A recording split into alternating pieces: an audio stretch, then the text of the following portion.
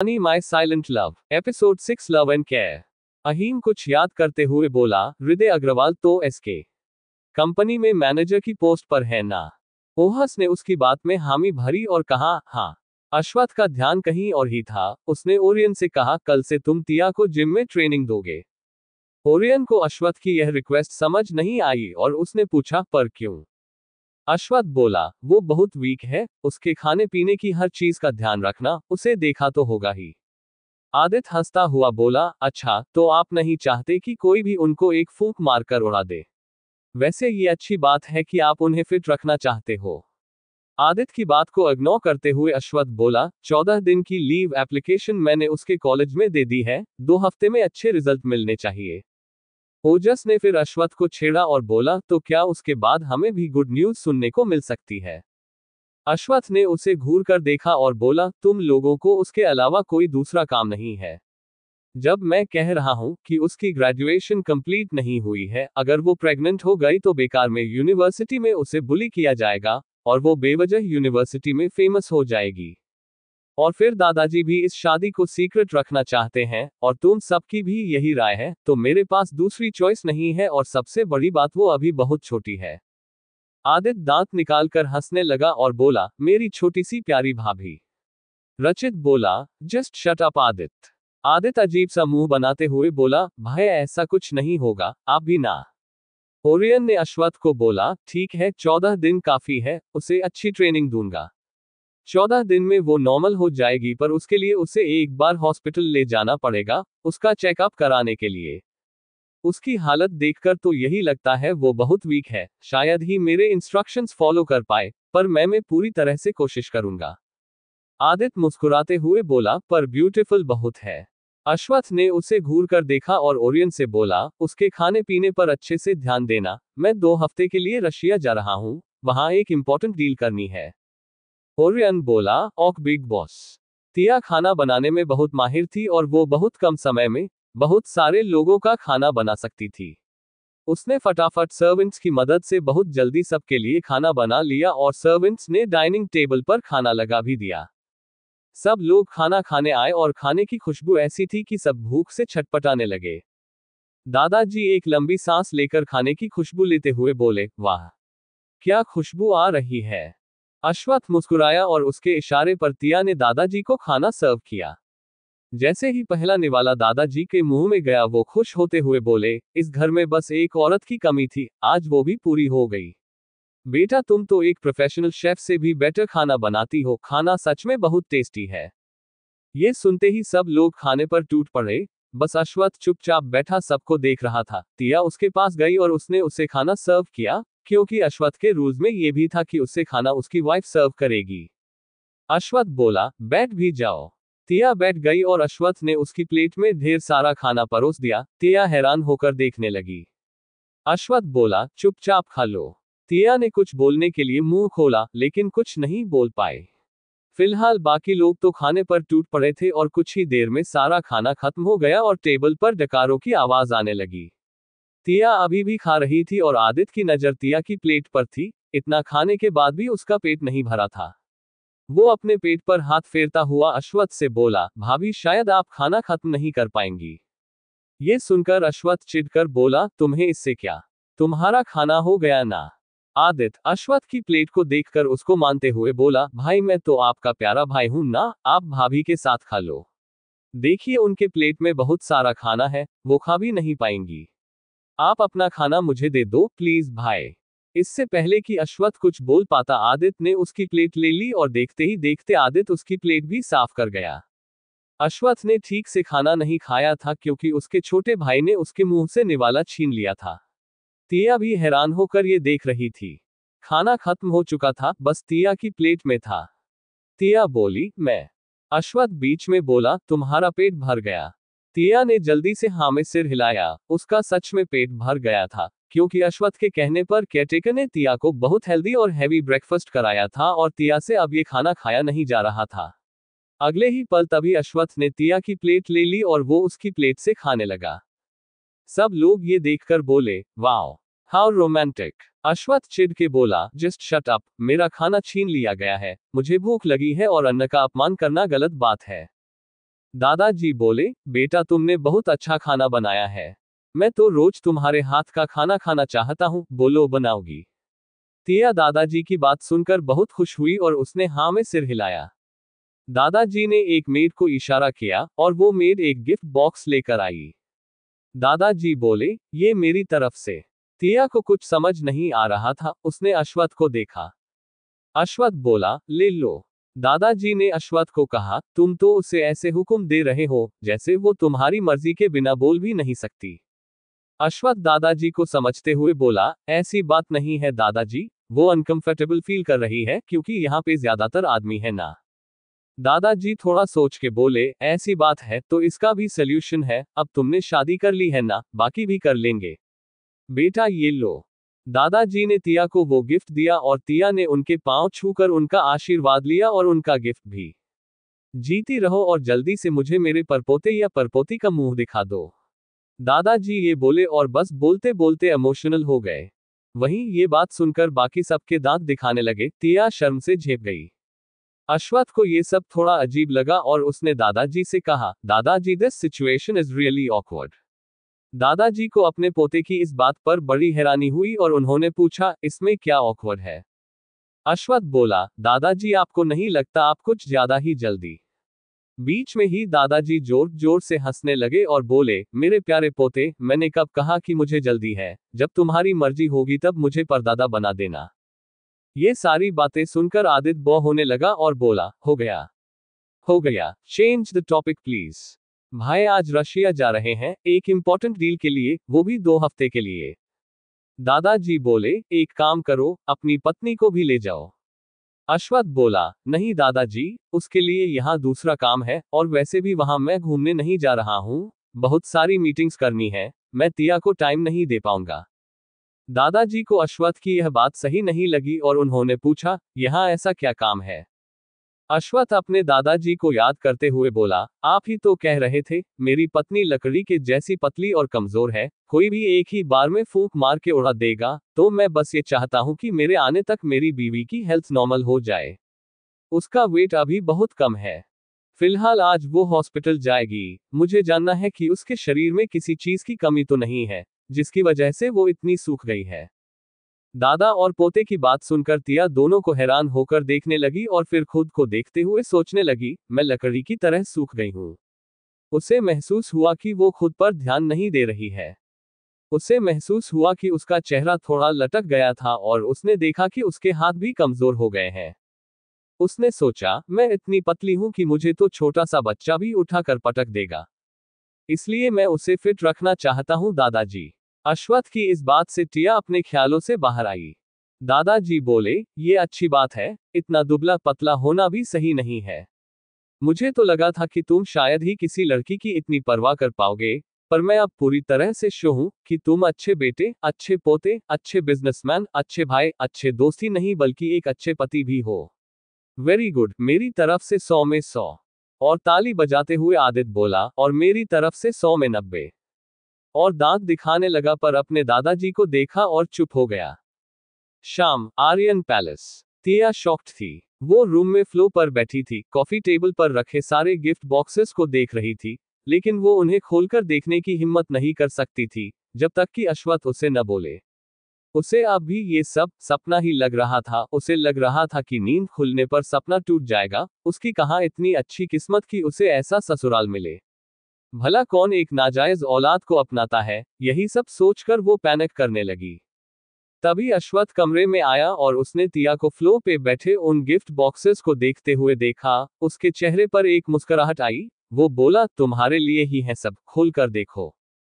तिया के चेहरे पर पैनिक था। वो समझ गया कि उसे कभी किसी का प्यार नहीं मिला था, और अचानक इतना प्यार और इतनी रिस्पेक्ट मिलने से वो हैरान थी और परेशान भी।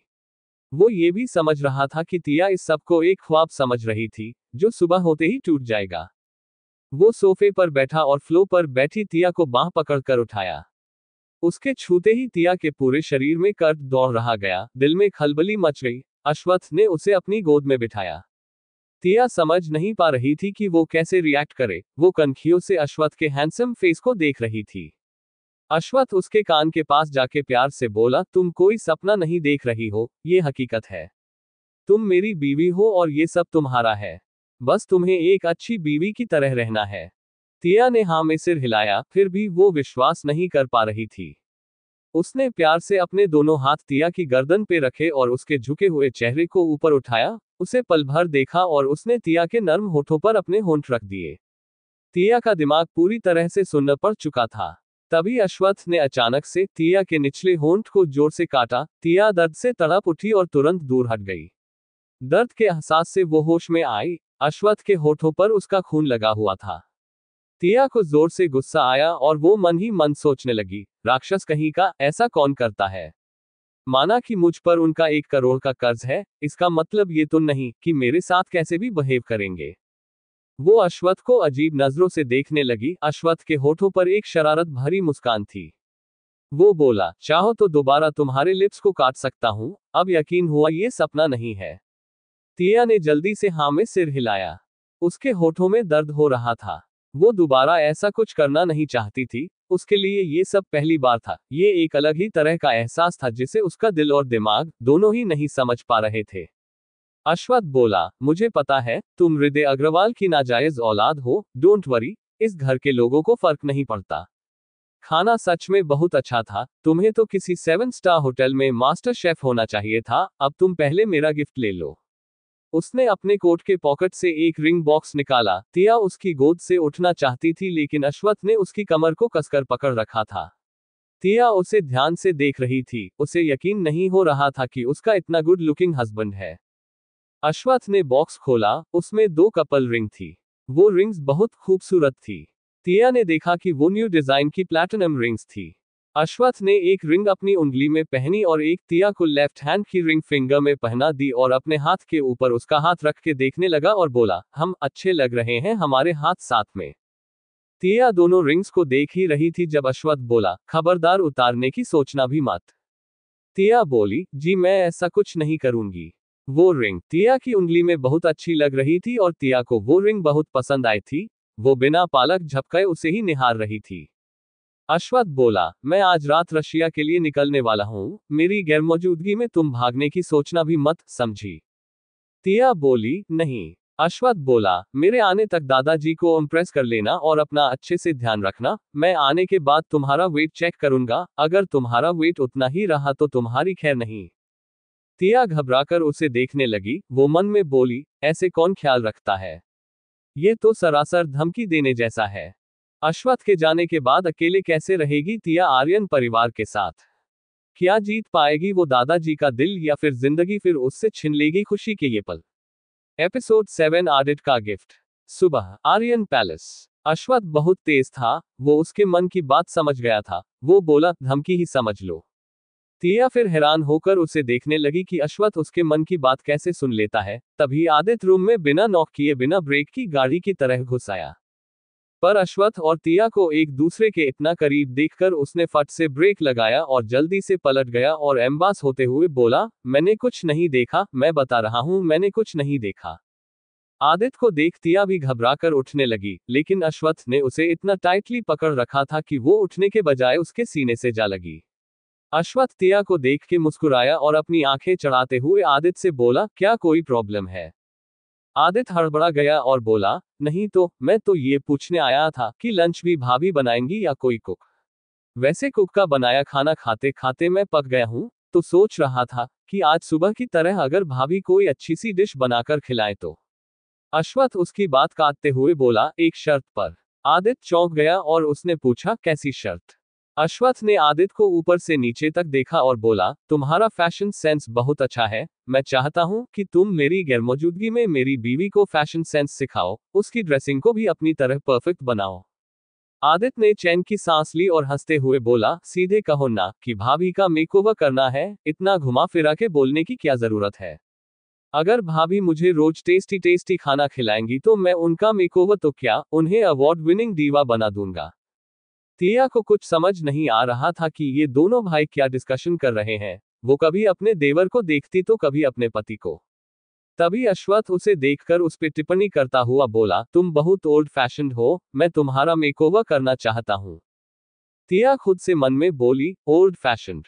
उसे याद आया कि कॉलेज में भी सब यही कहते थे। अश्वत्थ उसे एक अंतर्यामी लग रहा था जो उसके मन की सारी बातें जानता था। तिया को हैरान देख आदित्य बोला, भाई आपको भगवान की तरह अंतर्यामी लग रहे होंगे, है ना? पर इनके बारे में ये सच है, ये इंसान के हाव भाव से गैस कर लेते हैं कि उनके मन में क्या चल रहा है, बट डोंट वरी वो हमेशा सही नहीं होते। अश्वत्थ आदित्य को चुप कराते हुए बोला, चुपचाप अब निकलो यहां से।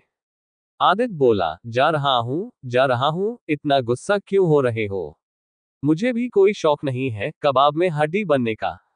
आप दोनों की खुशी के लिए मैं सबको घर से भेज सकता हूँ, खुद भी चला जाऊंगा और पूरा आर्यन पैलेस आपका, सारा टाइम अलोन टाइम होगा। पर भाभी मेरे भाई रोमांस के मामले में काफी कच्चे इंसान है, वो मेकओवर आपको करना पड़ेगा। ये कहकर आदित्य कमरे से जाने लगा और तिया मन ही मन सोचने लगी, सभी बेशरम है क्या इस घर में। तभी आदित्य मुड़ा और उसने बहुत ही शरारती अंदाज में कहा, मेरा गिफ्ट पहले देखना। अश्वत्थ चिढ़ के बोला, क्यों, उसमें ऐसा क्या है जो पहले देखना है? आपके बहुत काम का है, इसलिए बोल रहा हूं भाई, जरूर देखना। और ये कह के वो कमरे से बाहर चला गया। अश्वत्थ समझ गया था कि कुछ तो गड़बड़ है, वो अपने भाई को अच्छे तरह जानता था। तिया भी आदित्य का गिफ्ट देखना चाहती थी और वो सामने ही रखा था। तिया ने झट से वो बॉक्स खोला और देखते ही हैरान रह गई। तिया ने बॉक्स से गिफ्ट निकाला, अश्वत्थ ने भी गिफ्ट देखा और देखते ही उसकी भौहें तन गई। उसे गुस्सा आने लगा, वो मन ही मन बोला, आदित्य के बच्चे तुझे तो मैं। तिया सदमे में थी। आदित्य ने तिया को सैटन का रेड कलर का 2 पीस नाइट गाउन दिया था। तिया ने एकदम नॉर्मल एक्ट करने की कोशिश की और उस गिफ्ट को वापस बॉक्स में डाल दिया और बॉक्स बंद कर दिया। अश्वत्थ भी बहुत ऑकवर्ड फील कर रहा था। कमरे में एक अजीब सा सन्नाटा छा गया था। तिया मन ही मन आदित्य को कोस रही थी, उसका मन कर रहा था कि वो शर्म के मारे मर जाए। अश्वत्थ भी आदित्य को 1000 गालियां दे रहा था, उसका जी कर रहा था कि वो उसे एक कमरे में बंद करके खूब पीटे। तभी अश्वत्थ का ध्यान तिया पर गया, उसने देखा कि वो दोनों उस बड़े से कमरे के बीचों बीच चुप खड़े हैं। अश्वत्थ माहौल को थोड़ा नॉर्मल करने के लिए बोला, अरे वो पागल है, उसके गिफ्ट पर ध्यान मत दो। तिया की बोलती बंद थी, वो नजरें झुकाए उस गिफ्ट बॉक्स को देख रही थी। अश्वत्थ तिया को नॉर्मल करने के लिए बोला, तुम दूसरे गिफ्ट क्यों नहीं देखती? तिया के मन में आया, पहला गिफ्ट ही इतना शानदार है तो बाकी गिफ्ट में तो पता नहीं क्या क्या निकलेगा। वो घबराते हुए धीरे से बोली, सर आप ही देख लीजिए, मुझे नहीं देखना। और उठने लगी। अश्वत्थ ने उसे छोड़ दिया और तिया सीधे भागकर लाउंज में चली गई। तिया के जाते ही अश्वत्थ चिल्लाया, आदित्य, और वो आदित्य को ढूंढता हुआ कमरे से बाहर चला गया। आदित्य और बाकी की सारी फौज बाहर एक साथ लिविंग रूम में थी। अश्वत्थ वहां पहुंचा और गुस्से में बोला, यह क्या मजाक है आदित्य? सबने उसे देखा। आदित्य मासूम बनता हुआ बोला, क्या हुआ भाई? अश्वत्थ फिर चिल्लाया, तुम्हारी हिम्मत कैसे हुई ऐसा बेहुदा गिफ्ट देने की? अश्वत्थ को नाराज देख आदित्य और हंसने लगा और बोला, आपको पसंद नहीं आया भाई, पर वो आपके लिए नहीं था, वो तो मेरी प्यारी भाभी के लिए था। मैं तो बस इतना चाहता था कि वो आपको रिझाने की कोशिश करे। आप इतना गुस्सा क्यों कर रहे हैं? आपने अपनी मर्जी से शादी की है, दादाजी अपने परपोते या परपोती को देखना चाहते हैं। आपको जल्दी करनी चाहिए और मेरा गिफ्ट इस प्रोसेस को स्पीड अप कर देगा। आदित्य का जवाब सुनकर सब ठहाके मारकर हंसने लगे, पर जैसे ही अश्वत्थ ने सबको एक बार गुस्से से देखा तो सब चुप हो गए। आदित्य बोला, कोई आदमी इतनी खूबसूरत बीवी पाने के बाद भी उससे दूर कैसे रह सकता है? मुझे तो ऐसा लगता है कि आप सच में वही हो जो लोग समझते हैं। बस आपने अपना राज छुपाने के लिए शादी की है। अश्वत्थ गुस्से में बोला, तुम्हें मुझ पर शक है कि मुझे औरतें नहीं आदमी पसंद है, पागल हो क्या? हाँ, मैंने उससे शादी की है और अपनी मर्जी से की है और माना वो खूबसूरत है, पर इसका यह मतलब तो नहीं कि मैं बिना उसकी इजाजत के उसके साथ कुछ भी करूं। मैं इतना भी। अश्वत्थ बोल ही रहा था और तभी तिया वहां आई, क्योंकि उसे ओरियन के साथ चेकअप के लिए हॉस्पिटल जाना था। सबने उसे देखा, सबकी नजर उसके गुलाबी पतले होठों पर टिकी हुई थी। अश्वत्थ ने तिया के होठों को बड़ी बेरहमी से काट डाला था और उसके होठों पर जमा हुआ खून साफ दिखाई दे रहा था। तिया बिना अपने होठों को साफ किए ही आ गई थी। रचित आदित्य के सिर पर प्यार से मारते हुए बोला, तुमने तो कहा था कि उनके बीच ऐसा कुछ नहीं हो रहा है, पर यहाँ तो माजरा कुछ और ही है। आदित्य अपना सिर सहलाते हुए कंफ्यूजन में बोला, मुझे क्या पता ये कब हुआ, पर अच्छा ही हुआ, और भाई कुछ तो हुआ, वरना मैं तो ये सोच रहा था कि हमारे भैया से कुछ ना हो पाएगा। बाहर दिन में जब तिया ओरियन के साथ हॉस्पिटल गई तो शुरू में तो वो चुप थी, लेकिन धीरे धीरे जब ओरियन ने उसके साथ अच्छे से बिहेव किया और उसके साथ फ्रेंडली होके रहा तो वो भी ओरियन से बातें करने लग गई थी। वो खुश थी कि कोई उसे बुली नहीं कर रहा था। घर लौटने पर तिया का स्वागत भूखकर आदित्य की फरमाइश ने किया। लंच टाइम हो गया था और छोटे शहजादे को खाना खाना था। तिया ने खुद ही लंच बनाया और खाना टेबल पर आते ही आदित्य खाने पर टूट पड़ा। आदित्य को देखकर ऐसा लग रहा था कि अगर बाकी लोग नहीं भी होते तो वो अकेला भी सारा खाना खा जाता।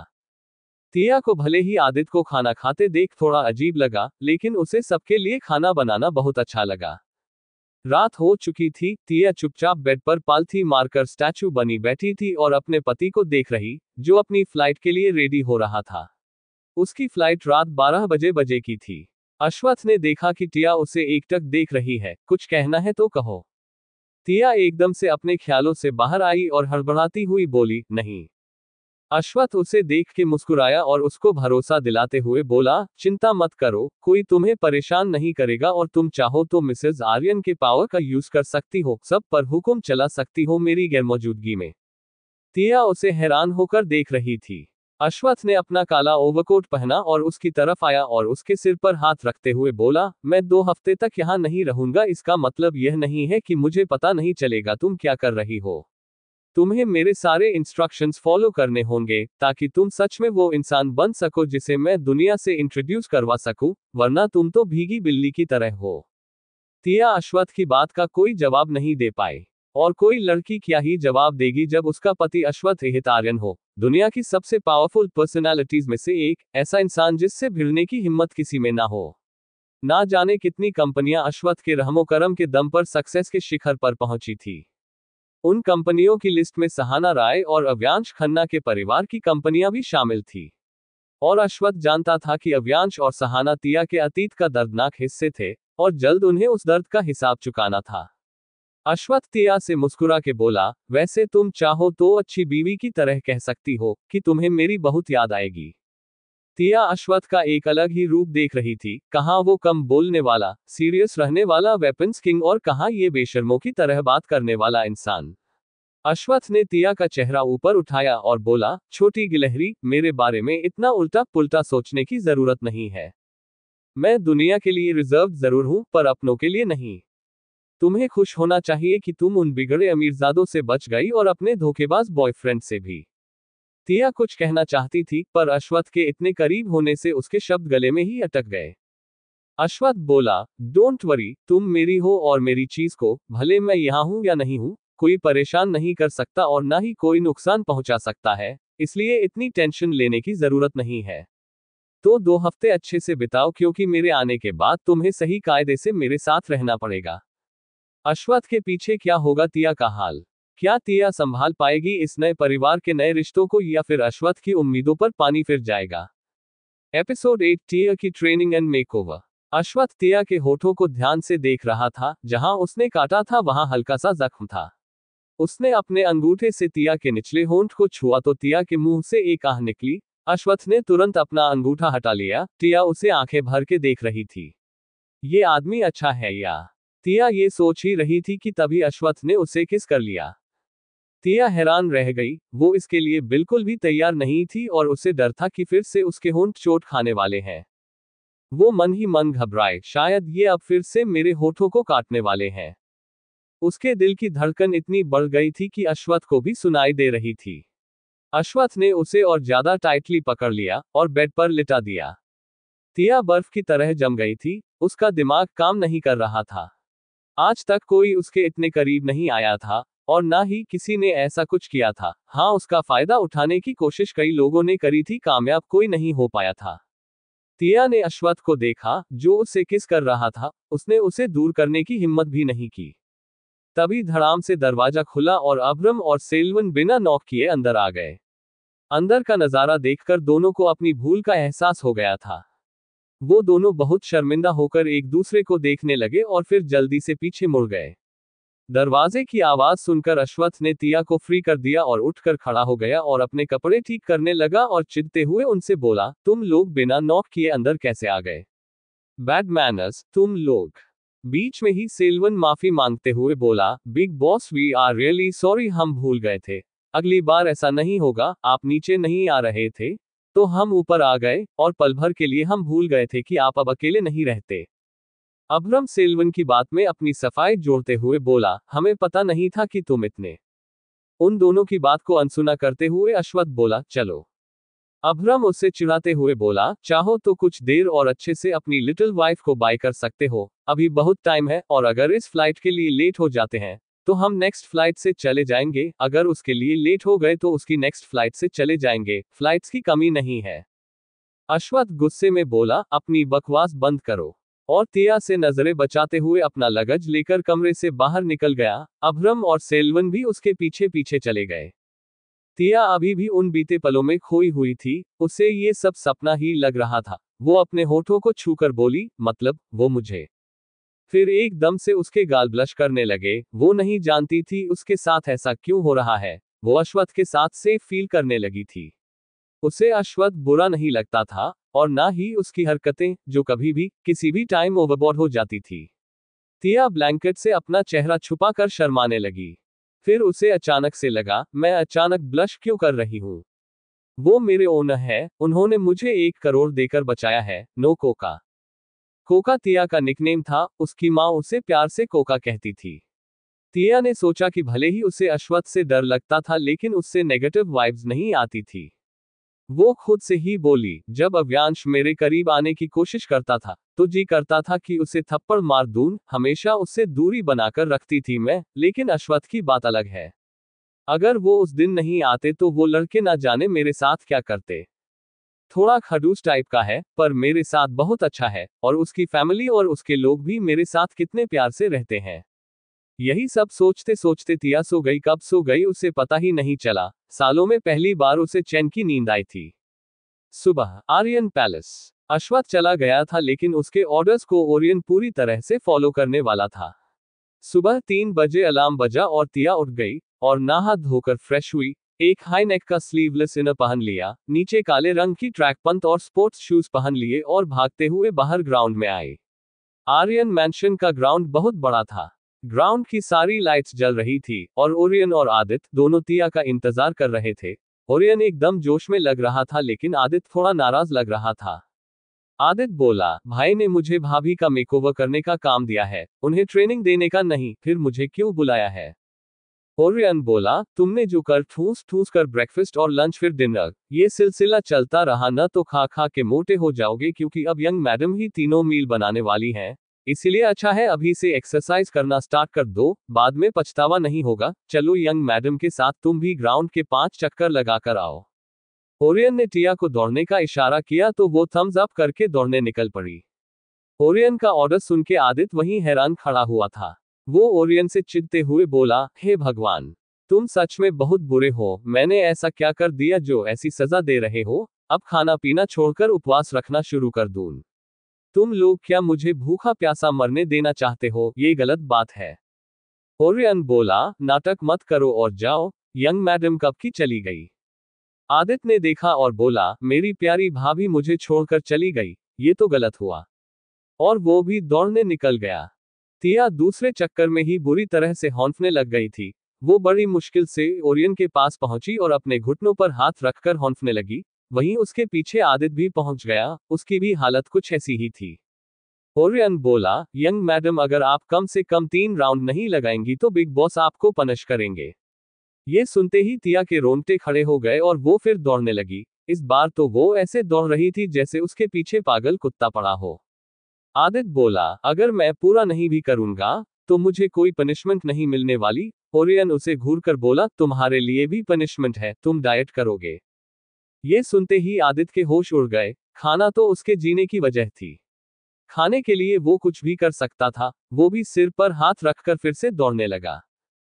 5 राउंड होते होते दोनों लगभग बेहोश होने के कगार पर थे। दोनों को ओरियन ने पानी की बोतलें दी। दोनों जल्दी जल्दी बोतल के ढक्कन खोलकर पानी पीने लगे। ओरियन बोला, इसके बाद बाकी एक्सरसाइज जिम में करनी है, जो घर के तीसरे फ्लोर पर है। ये सुनकर आदित्य और तिया दोनों का चेहरा लाल हो गया। दोनों अश्वत्थ को पीटना चाहते थे, पर करते क्या। चुपचाप ओरियन के पीछे पीछे मरियल घोड़ों की तरह चलते चले गए। तिया जिम देखकर हैरान थी। ओरियन बोला, सबसे पहले हम वार्म अप करेंगे। और वार्म अप में जो एक्सरसाइजेस करनी थी उनके नाम बताने लगा। आदित्य बोला, ये वार्म अप की लिस्ट तो बहुत लंबी है, और अगर ये सिर्फ वार्म अप है तो एक्सरसाइजेस कितनी लंबी होगी। हे भगवान, मुझे इस धरती पर नहीं रहना। ये कहकर आदित्य फर्श पर लुढ़क गया। तिया भी इतने सारे नाम सुनकर लगभग बेहोश होने के कगार पर ही थी, पर ओरियन को उनपे कोई दया नहीं आई और आखिर में दोनों ने पूरा वर्कआउट किया। वर्कआउट खत्म होते होते दोनों आधे बेहोश ही हो गए थे। ऐसे ही धीरे धीरे करके दिन बीतने लगे। घर में सब तिया की रिस्पेक्ट करते थे और उसकी हेल्प भी करते थे। समय समय पर अश्वत्थ अपडेट लेता रहता था। आदित्य का भी आधा वजन कम हो गया था। तिया को ओरियन ने एक्सरसाइज के साथ सेल्फ डिफेंस भी सिखा रहा था। दादाजी तो तिया को अपनी सगी पोती की तरह प्यार करते थे। 2 हफ्ते कब बीते पता ही नहीं चला। तिया सबका दिल जीत चुकी थी और सबके साथ बहुत फ्रेंडली और कंफर्टेबल थी। आदित्य तिया का मेकओवर भी कर चुका था। वो अब मॉडर्न बन चुकी थी और लेटेस्ट फैशन के कपड़े पहनने लगी थी और उसका 1 किलो वजन भी बढ़ गया था। जब तिया को ये पता चला कि अश्वत्थ आज आने वाला है तो वो हैरान रह गई। एक तरफ उसे दुख था क्योंकि उसकी एब्सेंस में उसने उनके रूम का नक्शा ही बदल डाला था और अब उसे डर लग रहा था कि अश्वत्थ रूम की हालत देखकर उसे जिंदा दफना देगा। उसने इन 2 हफ्तों में अश्वत्थ के बारे में बहुत कुछ जान लिया था, उसकी पसंद नापसंद सब कुछ, और ये भी कि वो जब गुस्सा होता है तो किसी की नहीं सुनता। वो इस बात से अनजान थी कि अश्वत्थ को सब पता था कि वो 2 हफ्तों में क्या क्या काम कर चुकी है। तिया को आज कॉलेज भी जाना था, उसे वहां किसी जरूरी काम से बुलाया था। कॉलेज के प्रिंसिपल, वाइस प्रिंसिपल और डीन तीनों को पता था कि तिया अब अश्वत्थ आर्यन की वाइफ है। वो उसके साथ कैसा भी व्यवहार नहीं कर सकते थे। वैसे भी तिया के साथ उनका व्यवहार पहले से ही ठीक था, पर यह जानने के बाद कि तिया अश्वत्थ आर्यन की वाइफ है वो थोड़ा डर रहे थे। वो अश्वत्थ आर्यन के गुस्से से वाकिफ थे और फिर अश्वत्थ आर्यन उस कॉलेज का ट्रस्टी भी था। अश्वत्थ आर्यन ने उन सबको सीधी धमकी दी थी कि उसकी लिटिल वाइफ को किसी भी तरह की प्रॉब्लम नहीं होनी चाहिए और तिया को ये पता नहीं लगना चाहिए कि वो उस कॉलेज का ट्रस्टी है, वरना वो उन लोगों को छोड़ेगा नहीं। तिया कॉलेज पहुंची, उसके चेहरे पर अलग ही चमक थी। अब वो पहले वाली तिया नहीं थी। वो बहुत ही ज्यादा अट्रैक्टिव, चार्मिंग और खूबसूरत दिख रही थी।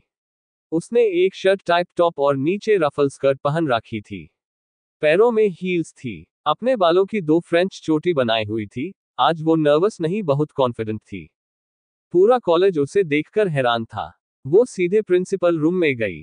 तिया को देखकर प्रिंसिपल, वाइस प्रिंसिपल और डीन तीनों के पसीने छूटे हुए। तिया ने उन्हें ग्रीट किया। डीन ने उसे बैठने को कहा और फिर उसे कुछ बातें बताई गई। उन्होंने उसे बताया कि सहाना ने तिया की इमेज को खराब करने के लिए कुछ अफवाहें फैला रखी थी और उन तीनों को ये पता था कि ये सब झूठ है। वो बस तिया से जानना चाहते थे कि क्या वो सहाना के अगेंस्ट कोई एक्शन लेना चाहती है। तिया ने कुछ सोचते हुए कहा, मैं आपको मंडे को बताऊं, एक्चुअली मैं डिसाइड नहीं कर पा रही हूं। ये सुनने के बाद तीनों ने चैन की सांस ली। प्रिंसिपल कायंत बोले, हाँ क्यों नहीं। तिया ने तीनों को देखा और पूछा, और कोई बात सर? डीन अपनी नर्वसनेस छुपाते हुए बोले, नहीं और कुछ नहीं। वो लोग भी तिया का बदला रूप देखकर हैरान थे। पहले एकदम सिंपल रहने वाली तिया क्लासी हो गई थी और मॉडर्न भी। तिया प्रिंसिपल रूम से बाहर आए और उसने चारों तरफ देखा। उसे अब पहले की तरह डर नहीं लग रहा था। अब तो वो 2-4 लोगों को एक साथ पीट भी सकती थी, पर अश्वत्थ का डर अब भी उसे सता रहा था।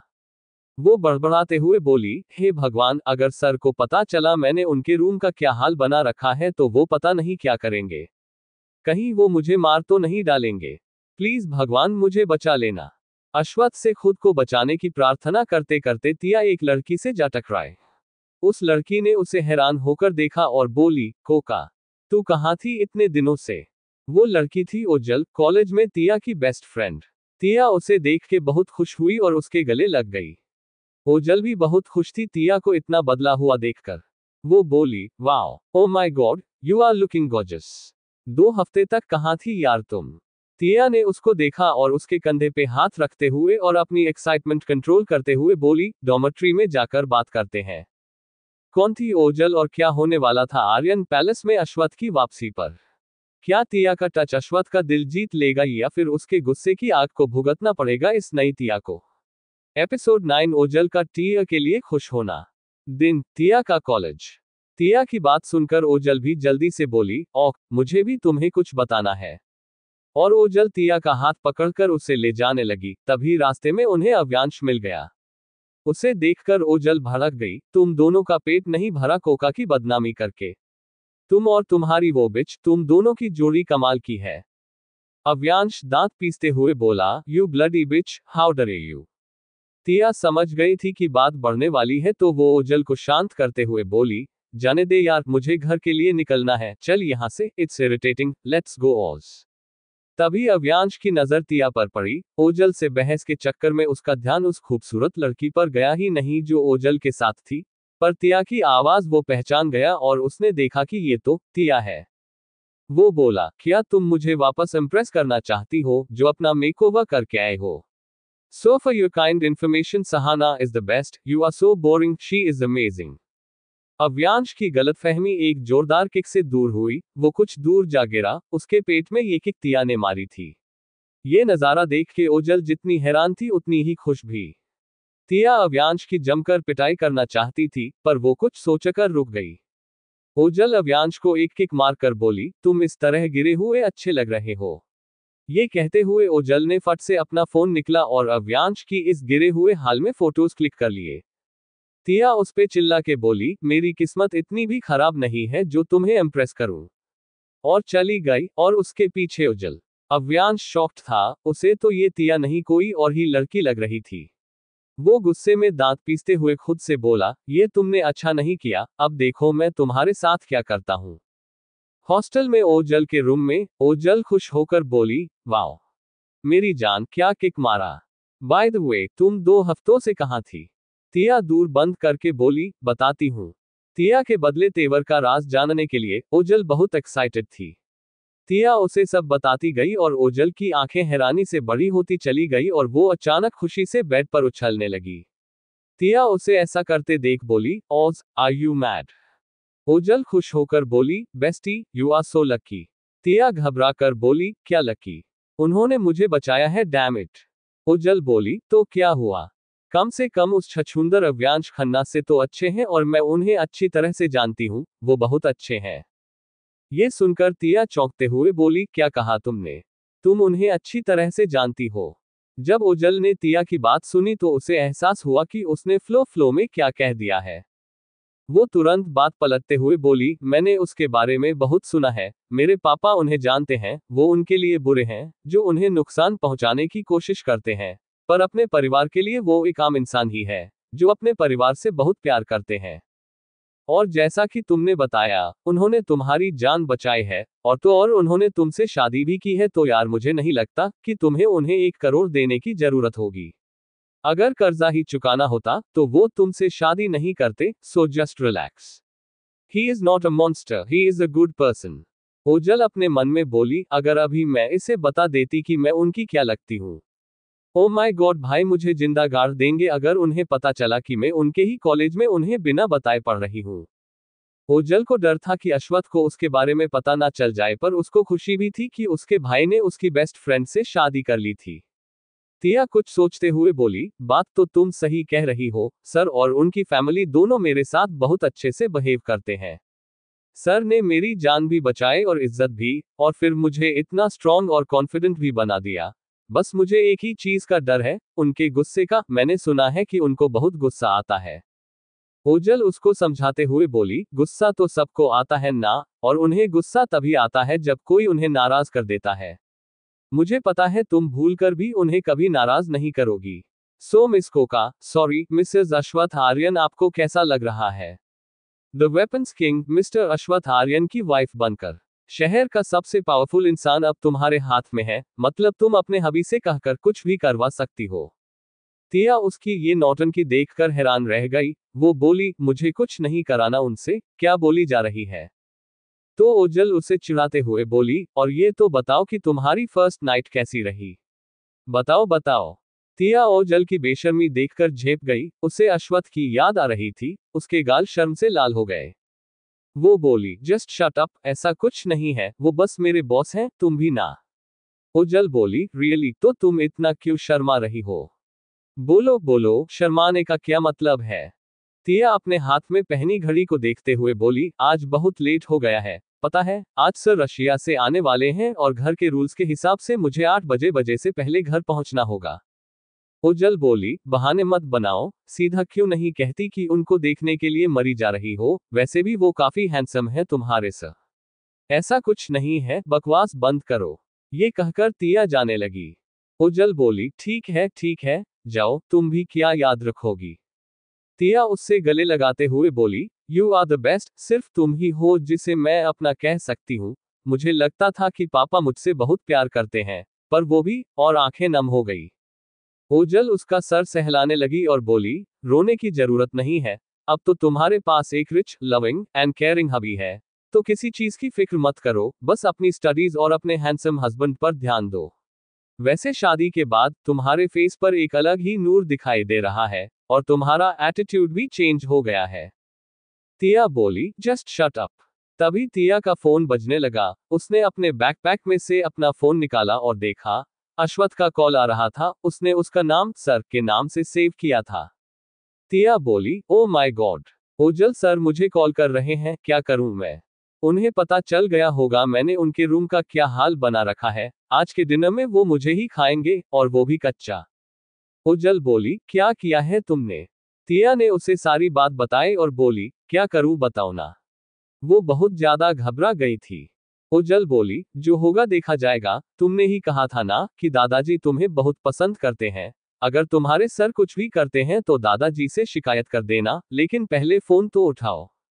अश्वथ का कॉल आ रहा था पर तिया रिसीव नहीं कर रही थी, वो डर से जम गई थी, तो ओजल ने उसके हाथ से फोन लेकर कॉल रिसीव कर ली।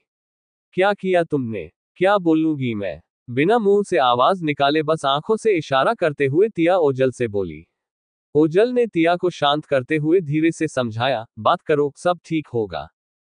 तिया ने एक बार गुस्से से ओजल को देखा और डरते हुए फोन अपने कान के पे लगाया और बोली, गुड मॉर्निंग सर। ओजल पीछे से बोली, गुड मॉर्निंग, पागल हो गई हो, गुड इवनिंग है। जल्दी से तिया बोली, गुड इवनिंग सर। अश्वथ बोला, क्या गुड मॉर्निंग गुड इवनिंग लगा रखा है, मेरा फोन रिसीव करने में इतना टाइम क्यों लगा, और ये दूसरी लड़की कौन है। तिया हड़बड़ाते हुए बोली, सर वो मेरी फ्रेंड है।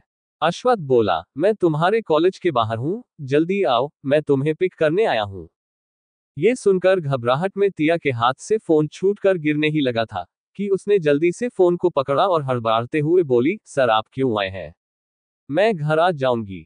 अश्वथ बोला, तुम बाहर आओगी या मैं कॉलेज के अंदर आऊं। तिया घबरा गई और बोली, नहीं सर मैं आ रही हूं अभी इसी वक्त। और फोन कट गया। उज्जल बोली, क्या हुआ। तिया बोली, लगता है मेरी खैर नहीं, वो कॉलेज के बाहर मुझे पिक करने आए हैं, अगर किसी ने मुझे देख लिया तो पता नहीं क्या होगा। ओजल तिया की नादानी पर हंसती हुई बोली, पागल लड़की, शाम के 6 बजे बज रहे हैं, सब लोग घर जा चुके हैं। तिया ने अपनी घड़ी देखी, वो खराब हो चुकी थी। उसने फोन में देखा और बोली, ठीक है, मैं जा रही हूँ, बस तुम दुआ करो कि मैं जिंदा बच जाऊं। ओजल बोली, अरे ऐसे सोचो कि वो तुम्हें खुद लेने आए हैं, क्या पता आज रात। और जानबूझकर पूरी बात नहीं कही। तिया जोर से बोली, मुझे परेशान करना बंद करो, मैं जा रही हूँ। और भागते हुए निकली हॉस्टल से और सीधा कॉलेज के एंट्रांस पे जाके रुकी, जहां पर अश्वथ की आलीशान ब्लैक एसयूवी खड़ी थी। अश्वथ ने बैक सीट का शीशा नीचे किया और उसे देखा और बोला, इनविटेशन चाहिए, जल्दी बैठो। ये सुनकर तिया हड़बड़ा गई और हड़बड़ाहट में एक पत्थर से ठोकर खाकर गिर पड़ी। अश्वथ ने उसे देखा, सेल्वन ड्राइविंग सीट से नीचे उतरने लगा पर अश्वथ ने उसे बैठे रहने का इशारा किया। तिया दर्द में कराहने लगी, फिर ये सोचकर कि अश्वथ उसे पनिश करेगा, वो जल्दी से उठी और अपना दर्द भूलकर गाड़ी के दरवाजे पे आई, और अश्वथ ने उसके लिए बैकसीट का दूर खोल दिया। तिया गाड़ी में बैठते ही शॉक हो गई। अश्वथ की एसयूवी के अंदर ना जाने कितने सारे डिवाइसेस लगे थे, ऐसी गाड़ियां उसने सिर्फ हॉलीवुड की फिल्मों में देखी थी। अश्वथ ने गाड़ी का दरवाजा बंद किया और तिया विंडो के पास सिकुड़कर बैठ गई और सेल्वन ने गाड़ी स्टार्ट करी। अश्वथ ने उसके घुटनों को देखा जिस पर गिरने की वजह से खरोंचें आ गई थी, उसके हाथ भी छिल गए थे। अश्वथ ने तिया की बांह पकड़कर उसे खींचकर अपनी गोद में बिठा लिया। गाड़ी अपनी मंजिल की ओर बढ़ रही थी, तिया हैरान अश्वथ की गोद में बैठी हुई थी। उसे लगा था कि अश्वत्थ उसे आज मार ही डालेगा, पर यहाँ तो अश्वत्थ बिल्कुल शांत था, उसने ये उम्मीद बिल्कुल नहीं करी थी। अश्वत्थ ने एक हाथ से तिया की बेली को पकड़ा, उसके छूने से तिया एकदम से सिहर उठी। अश्वत्थ प्यार से बोला, तुम्हें ध्यान से चलना चाहिए था, अगर किसी गड्ढे में गिर जाती तो पक्का तुम्हारा सिर फूट जाता। तिया डरते हुए बोली, आगे से ध्यान रखूंगी। अश्वत्थ ने गाड़ी के दरवाजे में बने एक कंपार्टमेंट में से एक फर्स्ट एड किट निकाला और तिया के स्क्रैचेस पर बैंडेज लगा दी और उसके हाथों को देखने लगा। उनमें ज्यादा चोट नहीं आई थी। उसने उन पर दवाई लगा दी और फिर फर्स्ट एड किट वापस उसकी जगह पर रख दिया। तिया हैरान से सब देखती रही। तभी अश्वत्थ उसके कान के एकदम पास जाके धीरे से बोला, मुझे मिस किया। इतने नजदीक से उसकी आवाज सुनकर तिया सिहर उठी, उसके तन बदन में जैसे करंट सप्लाई होने लगा। उसने कुछ नहीं कहा, बस उसकी गोद में जमी बैठी रही। अश्वत्थ तिया की हालत समझ रहा था, वो उसकी आंखों में देखते हुए बोला, क्या हुआ?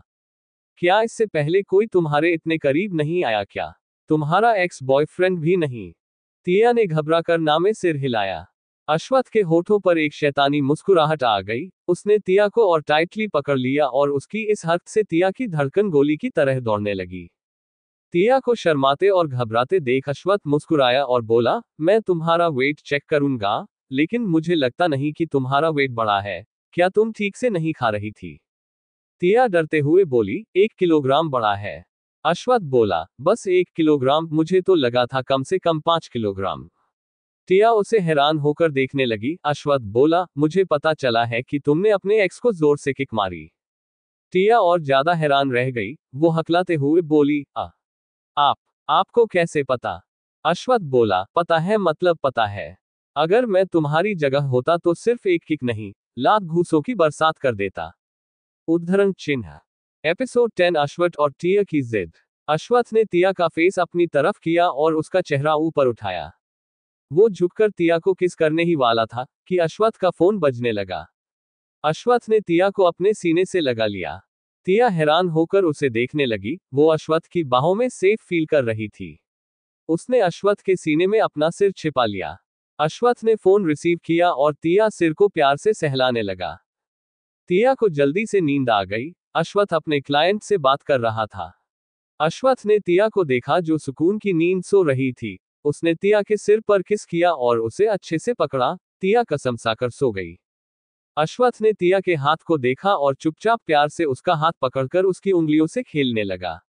जब वो उनके आलीशान पैलेस पर पहुंचे तो गाड़ी रुकने की वजह से तिया की नींद अचानक से खुल गई। उसने खुद को अश्वत्थ के बाहों में पाया। वो उसे उठाकर अंदर ले जा रहा था। उनके पीछे अश्वत्थ के हैंडसम वेल मैनर्ड लोग थे, जो अश्वत्थ की तरह ही परफेक्ट बॉडी शेप के थे। वो लोग किसी फैशन शो के मॉडल्स से कम नहीं थे। तिया मन में बोली, आर्यन फैमिली में इतने सारे गुड लुकिंग आदमी हैं, और सब सिंगल। उसका हस्बैंड भी भले रोमांस के मामले में कच्चा था, पर वो बहुत गुड लुकिंग और हर तरीके से परफेक्ट था।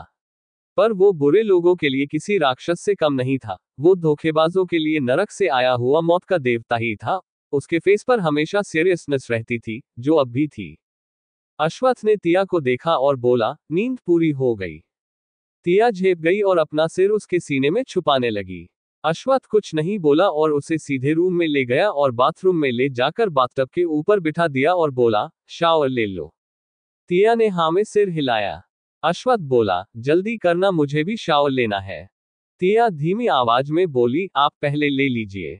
अश्वत्थ उसे अजीब नजरों से देखने लगा और बोला, एक काम करते हैं, हम दोनों साथ में ले लेते हैं, इससे टाइम बच जाएगा और हम शावर भी ले लेंगे। और जब तिया ने ये सुना, वो बस शर्म से मरने ही वाली थी। वो बाथटब में लुढ़क गई और दर्द से कराहने लगी। अश्वत्थ बिना कोई एक्सप्रेशन के बोला, मैंने ऐसा क्या कह दिया? और उसे उठाकर बिठाया। तिया की पीठ में दर्द हो रहा था। अश्वत्थ बोला, दिखाओ, मैं देखता हूं। तिया घबराकर बोली, इट्स ओके, आपको टेंशन लेने की जरूरत नहीं है सर, प्लीज। अश्वत्थ उसे अजीब नजरों से देखने लगा और बोला, तुम तो ऐसे कह रही हो जैसे मैंने तुम्हें देखा ही नहीं है। मैं तुम्हें देख चुका हूं, अब इतना क्यों शर्मा रही हो? तुम्हें जिंदगी भर मेरे साथ ही रहना है, भले ही मेरा तुम पर 1 करोड़ का कर्जा है, पर तुम्हें मेरी बीवी बनकर ही रहना है। तो जाहिर सी बात है कि तुम्हें वो सारे काम करने पड़ेंगे जो एक बीवी के होते हैं। तिया सर नीचे की ये सारी बातें सुन रही थी। अश्वत्थ बोला, जल्दी से शावर ले लो। और बाहर चला गया। तिया ने शावर लिया, फिर कपड़े पहनकर बाहर आई। उसे ख्याल आया कि अश्वत्थ ने रूम की हालत देखकर भी उसे कुछ नहीं कहा।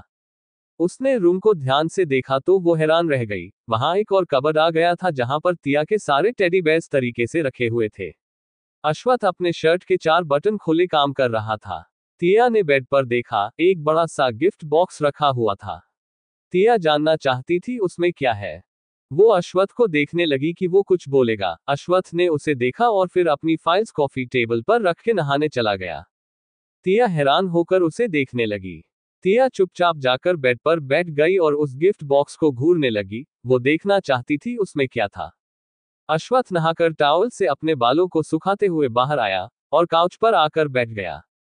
तिया जल्दी से उसके पास गई और उससे टॉवल लेके उसके बाल सुखाने लगी। अश्वत्थ ने ये ड्यूटी भी तिया को दे दी थी। अश्वत्थ तिया को ध्यान से देख रहा था। वो मन में बोला, छोटी गिलहरी, तुम बिल्कुल अपनी माँ पर गई हो। तुम्हारी माँ भी तुम्हारे जितनी ही खूबसूरत थी, उनकी तरह ही बेवकूफ भी हो। अगर मैं तुम्हें ढूंढ नहीं निकालता तो पता नहीं तुम क्या बेवकूफी कर चुकी होती। तिया ने अश्वत्थ को खुद को चोर नजरों से देखते हुए महसूस किया और वो बोली, सर हो गया। अश्वत्थ ने उसका हाथ पकड़कर उसे अपनी गोद में खींच लिया और उसे अच्छे से पकड़कर बोला, क्या तुम्हें नहीं पता कि एक अच्छी वाइफ को अपने हस्बैंड को। तभी अश्वत्थ का फोन बजने लगा। अश्वत्थ ने फोन पकड़ा और स्क्रीन पर अपने चाचा का नाम फ्लैश होते हुए देखा। वो फोन रिसीव करके बोला, हेलो चाचू। यतीश आर्यन की आवाज आई। अच्छा बरखुरदार, चुपके से शादी कर ली और हमें बताना भी जरूरी नहीं समझा। क्या मैं तुम्हारी बीवी को मार डालता। अश्वत्थ बोला, चाचू वो मिल गई है और वही है। यतीश बोले, मतलब तुमने उसी से शादी की है। वाह, आखिर तुमने उसे ढूंढ निकाला। तुम्हें पता है ना उसकी माँ ने सालों पहले हम पर कितना बड़ा एहसान किया था। अश्वत्थ बोला, मुझे पता है, आप चिंता मत करिए और इंडिया आने का फैसला मत लीजिए। कुछ महीनों बाद मैं खुद डेट फिक्स कर लूंगा, फिर पब्लिकली अनाउंस कर दूंगा। यतीश बोला, ठीक है, फिर हम सब तुम्हारी शादी का रिसेप्शन रखेंगे। उसका ख्याल रखना। अश्वत्थ बोला, हाँ, और फोन रख दिया। तिया को कुछ समझ नहीं आ रहा था कि अश्वत्थ किससे बात कर रहा है और किसकी बात कर रहा है। अश्वत्थ ने उसे देखा और बोला, छोटी गिलहरी, तुमने मुझे बताया नहीं तुम्हें खिलौने बहुत पसंद है। इतने पसंद है कि मेरी गैरमौजूदगी में तुमने मेरे कमरे में खिलौनों की दुकान लगा ली। तिया हकलाते हुए बोली, सॉरी सर, मैं, और चुप हो गई। अश्वत्थ बोला, मुझे पहले बता दिया होता, मैं तुम्हें अच्छे अच्छे टेडी बेयर लाकर दे देता। तिया हैरान होकर उसे देखने लगी। अश्वत्थ उसकी नाक पर अपनी उंगली से टैप करते हुए बोला, मुझे अच्छे से पता है तुम्हारा बचपन कैसे गुजरा है। जैसा तुम्हारा दिल करे वैसे इस कमरे को सजाओ। तिया बहुत खुश थी। अश्वत्थ ने उसे प्यार से देखा और कहा, कॉलेज में अगर कुछ भी गलत होता है तुम्हारे साथ तो मुझे बताओगी, समझी। और तुम्हें पार्ट टाइम जॉब करने की कोई जरूरत नहीं है, तुम मेरी बीवी हो। तिया ये सुनकर थोड़ा नाराज हो गई। वो डरते हुए बोली, मैं अपनी पार्ट टाइम जॉब नहीं छोड़ सकती। अश्वत्थ अपनी आंखें चढ़ाते हुए बोला, क्यों नहीं छोड़ सकती। तिया बोली, मेरा गुजारा उसी से होता है और मैं किसी पर डिपेंड रहना नहीं चाहती। अश्वत्थ बोला, ठीक है, जब तुम अपनी ग्रेजुएशन पूरी कर लोगी और जब पैसा कमाने लग जाओगी तो चुका देना। तिया उसे अजीब नजरों से देखने लगी, जैसे अश्वत्थ उसकी जान मांग रहा हो। अश्वत्थ उसे समझते हुए बोला, दादाजी को बिल्कुल अच्छा नहीं लगेगा, और इस घर के रूल्स के हिसाब से 8 बजे से पहले सब लोग घर में मौजूद होते हैं। तिया सिर झुकाकर बोली, आई नो। अश्वत्थ बोला, नाराज होना बंद करो, वरना तुम्हें मेरे साथ बेड पर मेहनत करनी पड़ेगी। तुम्हें पता ही है ना, मेरे दोस्त मेरे बच्चों को देखने के बाद अपनी लाइफ में सेटल होने की सोच रहे हैं, और दादाजी तो जितनी जल्दी हो सके उतनी जल्दी। बीच में ही तिया उसे देखकर बोली, सर, उद्धरण चिन्ह। अश्वत्थ बोला, you are my wife, of course हमारे बीच ये सब तो होना ही चाहिए। ये सुनकर तिया के होश उड़ गए, उसके रोंगटे खड़े हो गए, वो अपने होंठ चबाने लगी। अश्वत्थ उसे देखकर बोला, मजाक कर रहा हूं, मुझे पता है तुम अभी बहुत छोटी हो, इसलिए उल्टा पुल्टा मत सोचो। तिया मन में बोली, क्या आदमी है, पहले तो खुद ही डरा रहे हैं और बाद में खुद ही बोल रहे हैं कि उल्टा मत सोचो। अब ऐसे में इंसान क्या सोचेगा। इस घर के सारे आदमी पागल है। अश्वत्थ तिया को छेड़ते हुए बोला, लगता है तुम चाहती हो। तिया अश्वत्थ की इस छेड़खानी से सिहर उठी और उसे डर लग रहा था। वो मन में बोली, हे भगवान, ये आदमी अब क्या चाहता है। और अपनी नजरें नीचे झुका ली। अश्वत्थ उसे ध्यान से नोटिस कर रहा था। वो बोला, तुम इतनी बेवकूफ क्यों हो? क्या तुम्हें नहीं पता, लोग तुम्हारा हर बार फायदा उठाते हैं। अगर तुम ऐसे ही चुप रहोगी तो जरूर मेरी लोग इंसल्ट करेंगे। ये कहकर कि अश्वत्थ आर्यन की बीवी गूंगी है, उसे ठीक से बोलना नहीं आता। ये सुनकर तिया हैरान रह गई। वो मन में बोली, ये तो सरासर गलत है, मुझे कोई गूंगी नहीं बोलता। ये तो मुझे गूंगी साबित करने में लगे हुए हैं। अब क्या मैं जोर जोर से चिल्लाना शुरू कर दूं? अगर मैं चिल्लाना शुरू कर दूंगी तो बोलेंगे कि तुम इतना चिल्लाती क्यों हो। अब मैं करूं तो करूं क्या? खुद ही इतने सारे रूल्स फॉलो करने के लिए बोलते हैं और अब मैं बकबक भी करूं। हे भगवान, ये आसमान फट जाए और मुझे निगल जाए। अश्वत्थ उसके मन की बात समझते हुए बोला, तुम्हारे सोचने से आसमान फटने वाला नहीं है, समझी? और मुझे ये बताओ, तुम टैक्सी से कॉलेज क्यों गई थी? मेरे घर में गराज भर गाड़ियां पड़ी हुई है, तुम्हें जो भी गाड़ी पसंद आती तुम्हें अहीम उसमें छोड़ देता कॉलेज, पर तुम टैक्सी में चली गई। मुझे तो ये भी पता चला है कि। वो आगे कुछ बोलता उससे पहले ही बीच में ही तिया रोने लग गई। अश्वत्थ उसे हैरान होकर देखने लगा। वो अच्छे से जानता था कि जब लड़कियां जवाब नहीं दे पाती तो अपने मोटे मोटे आंसू बहाती हैं। लड़कियों का सबसे खतरनाक हथियार होते हैं आंसू, और लड़के लड़कियों के आंसुओं से पिघल जाते हैं, पर अश्वत्थ उन लड़कों में से नहीं था। वो बोला, रोना बंद भी करो, मैं तुम्हें मारपीट नहीं रहा हूं। तिया बोली, वो, और चुप हो गई। वो बुरी तरह से रो रही थी। अश्वत्थ बोला, अब बताओ भी इतना क्यों रो रही हो? मैंने तुम्हारे साथ कुछ गलत किया क्या? बताओ, गलत किया है क्या? तिया ने नामे सिर हिलाया। अश्वत्थ बोला, फिर क्या बात है? तिया बोली, सर टैक्सी वाले ने मुझे 20 रुपए वापस ही नहीं किए। मैंने उन्हें 200 रुपए दिए थे, उन्होंने वापस ही नहीं किए। ये सुनकर अश्वत्थ की भौहें चढ़ गई।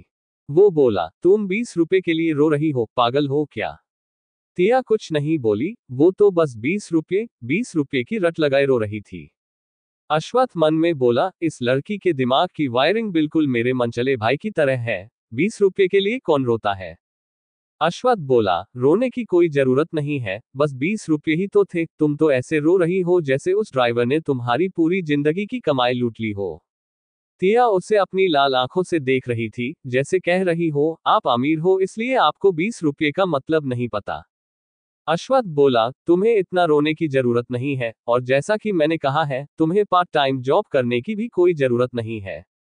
मुझे पता है तुम स्टार कैफे में काम करती हो, वो भी नाइट शिफ्ट, और मुझे ये भी पता चला है कि वहां लड़के तुम्हारे ऊपर कमेंट भी पास करते हैं। क्या तुम्हें पता नहीं, रात में लड़कियों को काम नहीं करना चाहिए? अगर तुम्हें पैसे चाहिए तो मैं तुम्हें दूंगा। तिया बोली, नहीं, मैं आपसे पैसे नहीं लूंगी। अश्वत्थ बोला, मतलब तुम मेरी बात नहीं मानोगी? तिया ने कहा, ऐसा नहीं है, लेकिन मैं अपनी जॉब नहीं छोड़ सकती। अश्वत्थ बोला, पता है तुम कितनी छोटी हो? तिया उसकी बात सुनकर अपनी उंगलियों को गिनने लगी। वो ऐसा करते हुए एकदम छोटी सी गिलहरी लग रही थी। वो गिनकर बोली, आपसे 11 साल छोटी। अश्वत्थ उसे अपनी तीखी नजरों से देखने लगा और बोला, मैंने ये नहीं पूछा कि तुम मुझसे कितनी छोटी हो, मैंने ये कहा कि तुम्हें ये काम नहीं करना चाहिए। अगर तुमने दोबारा जिद की तो बता रहा हूं, मैं उस कैफे को खरीद लूंगा और तुम्हें वहां काम नहीं करने दूंगा। ये सुनकर तिया मन ही मन अश्वत्थ को कोसने लगी। अश्वत्थ उसे अपना हुक्म सुनाते हुए बोला, तुम बस अपनी पढ़ाई पर ध्यान दोगी, समझ में आई बात? क्या अश्वत्थ के कहने पर छोड़ देगी तिया अपनी नौकरी, या फिर वो अपनी खुददारी से समझौता नहीं करेगी? क्या दूर हो जाएंगे तिया और अश्वत्थ के बीच के फासले, या फिर कोई नई गलतफहमी इन दोनों को एक नहीं होने देगी? स्टोरी में आगे जानने के लिए और ऐसे ही रोमांचक